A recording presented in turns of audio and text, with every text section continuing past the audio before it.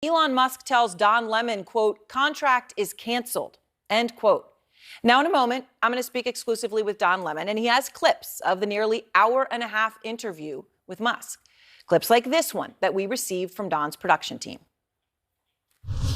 Don, the only reason I'm doing this interview is because you're on the X platform and you asked for it. Otherwise, I would not do this interview. So you don't think? Do you think that you wouldn't get in trouble or you wouldn't be criticized for these things? I'm criticized constantly. I could care less. We're going to have more clips from Lemon's interview with Musk in a moment. In a statement earlier today, Lemon writes in part, quote, there were no restrictions on the interview that he willingly agreed to. We had a good conversation. Clearly, he felt differently. His commitment to a global town square where all questions can be asked and all ideas can be shared seems not to include questions of him from people like me. Now, CNN reached out to X for their comment, and their response is, quote, we reserve the right to make decisions about our business partnerships. And after careful consideration, X decided not to enter into a commercial partnership with the show. Now, this decision, coming as Musk had, of course, publicly courted Lemon and has repeatedly made a commitment to free speech when he bought Twitter again and again and again. Well, I think it's very important for there to be an inclusive arena for free speech where all, Twitter has become kind of the de facto town square. Free speech is meaningless unless you allow people you don't like to say things you don't like. Otherwise, it's irrelevant. I really can't emphasize this enough. We must protect free speech. And free speech only matters, it's only relevant when it's someone you don't like saying something you don't like. It's damn annoying when someone you don't like says something you don't like. That is a sign of a healthy, functioning free speech situation. Again and again and again. And remember, Musk's X has over 250 million daily active users. 250 million people on this planet resolve it.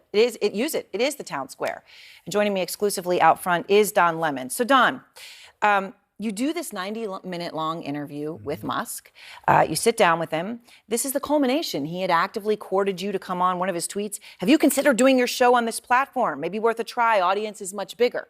It had been public. Then you had reached a deal. I'll talk about that later. Then he texts 24 hours after this 90-minute-long interview, which is the first of your show launching. He says, contract is canceled. What happened? Yeah. First of all, it's good to see you, Aaron. Thank you for having me on. That's a good question for Elon Musk, quite frankly, what happened. I don't know. As I said in my statement, I felt really good about the interview.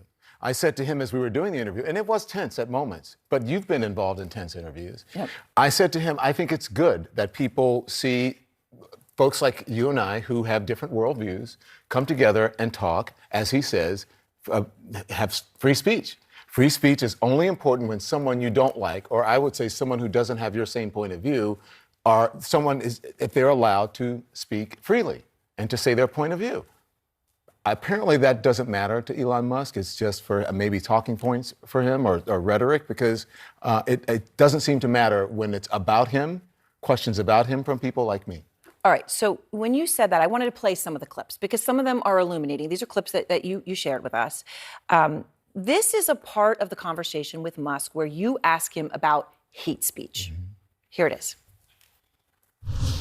Hate speech on the platform is up. Do you believe that X and you have some responsibility to moderate hate speech on the platform? That you wouldn't have to answer these questions from reporters about the Great Replacement Theory as it relates to Democrats? I don't have to answer these questions. The Great Replacement Theory as it relates to Jewish people. Do you think that? I don't have to answer questions from reporters. Don, the only reason I'm doing this interview is because you're on the X platform and you asked for it. Otherwise, I would not do this interview. So you don't think?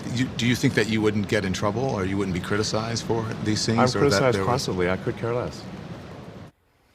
Illuminating in so many ways. All right, I have two things I want to ask you about that, Don. First, the Great Replacement Theory. Right. As you bring it up, he has tweeted a tweet he shared. Increasing illegals boost Dem voting power, causing them to recruit more. If Dems win President, House, and Senate, they'll grant citizenship to all illegals, and America will become a permanent one-party deep socialist state. Right? He has gone there directly. How much does he stand by these ideas? Well, he didn't quite seem to understand that he did, originally he did that with Jewish people, sort of a great replacement theory thing that he did with Jewish people, and he got in trouble and he had to go to Auschwitz and answer questions and apologize and go with Ben Shapiro. But he doesn't understand that sort of rhetoric that he talks about, the great replacement theory and migrant invasion, that's what radicalized shooters use in their manifestos, those exact words. The people who go and shoot up people, whether they be Latino people who live in Texas or black people who are in a supermarket in Buffalo or Jewish people who are worshiping, those people use the same rhetoric, that they are tropes, that they're either racist for Latinos or black people or for Jewish people.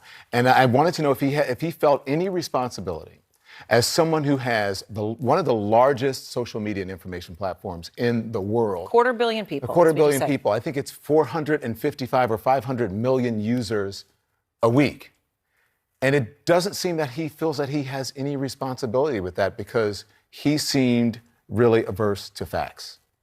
Here's another clip. You talked about ketamine in this particular instance, something that he has discussed before. Here he is.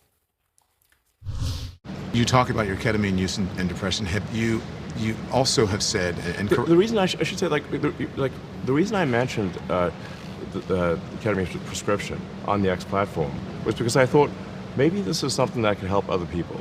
That's why I mentioned it. Obviously, I'm not a doctor, but I would say if someone has depression issues, they should consider talking to their doctor about ketamine instead of SSRIs. Yeah. Very civil conversation, but that is where it got very personal.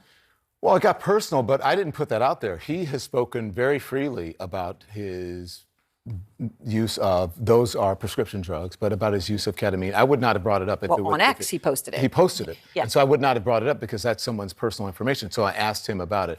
Also, it's no secret. His drug use, or alleged drug use, I should say, has been extensively written about it by very credible news organizations like the Wall Street Journal. And I asked him that, and he said, listen, I have not read the Wall Street Journal. I don't read the Wall Street Journal. If I don't have time to read about everything that people write about me, I would never get anything done. But also, we remember on Joe Rogan, he took a puff of marijuana, right? And he said it was just a joke and I only took one puff. Elon Musk is responsible for satellites, for Starlink. He's responsible for Tesla. He's responsible for a number of different companies in the stock market. Yep. And I think that it is important for people to understand his mindset, whether he's using drugs illegally or not, and even if the ones using, that's one supposed to be one of the most powerful people on the planet. But ones that he's supposed to be, that he is using prescription-wise, that he's following a doctor's orders under that. Yeah. But yes, he's one of the most consequential people to the planet, and that was one reason why I was attracted to that. In this conversation, you did talk about Trump. And again, given his role, he's one of the most powerful people in the world, running X, who he is going to support, whether he donates, the meeting that he took at Mar-a-Lago is of huge consequence in the context of everything that he tweets. And here's part of the conversation you had with him about Trump. You recently met with Donald Trump in Florida. What did you guys talk about? I was at a breakfast at a friend's place, and Donald Trump came by. That's it. What did you discuss? Let's just say he did most of the talking. Did he ask you for money? He didn't. Are you going to loan him money to help pay his legal bills? I'm not paying his legal bills in any way, shape, or form. Did he ask you for a donation? No. Are you leaning towards anyone? No. You're not leaning towards anyone? Because you've been very... Let me say I'm leaning away from Biden. You're leaning... The trademark laugh there, which, by the way, in the context of the contract is canceled 24 hours after that interview, it just shows there was a lot of back and forth and give and take.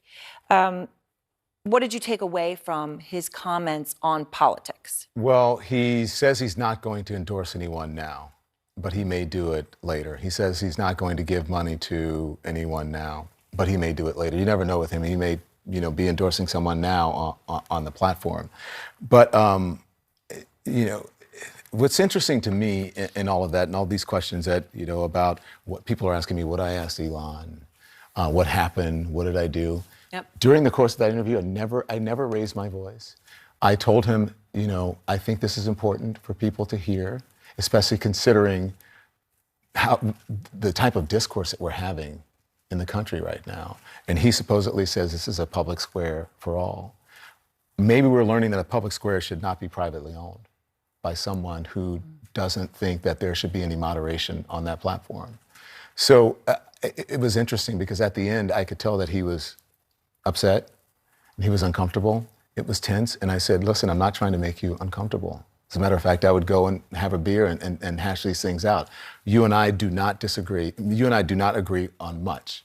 Yep. But I will fight for your right to be able to say what you want to say. That's what freedom of speech means to me. And 24 hours later, then. And 24 hours later, The it text means comes. freedom of speech does not mean, I guess, the same thing to him as it does to me.